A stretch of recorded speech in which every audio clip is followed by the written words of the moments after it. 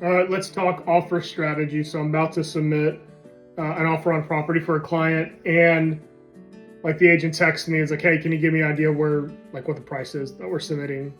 I try not to do that because just like just like a phone conversation, really, a face-to-face is better than a phone conversation. A phone conversation is better than like a text message. When people just throw around numbers or just text an offer price, there's so much that goes into an offer. There's so many terms that are important.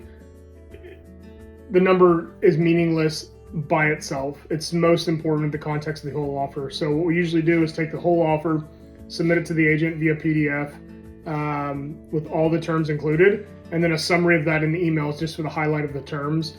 But the whole pack. And people can be so dismissive, reject, want to counter, and develop a lot of assumptions around just the number. The whole package is really important, and it gives you something to have a conversation around. So there's nothing worse than thinking that you've got an idea of what an offer is as a listing agent, and then you receive that. It's like, oh, that's a great number. But then here comes the devil's in the details, right? So I try not to get in light discussions. Sometimes you want to jump on the phone and have context, like, oh, my buyers want to submit an offer.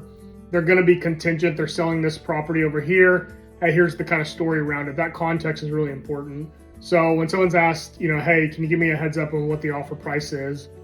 I mean, yeah, I can, but you don't want them to start immediately rejecting it or them taking that and then flipping it to their seller who starts developing a story or maybe rejecting it just based on some small piece of information. You want to give them the whole package because you want to be able to have them respond to everything.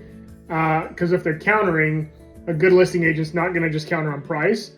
They're going to counter on the terms within the contract as well and look at the whole package. So I try not to do that, but we're going to submit this one. It's a very unique property. It's a unique situation.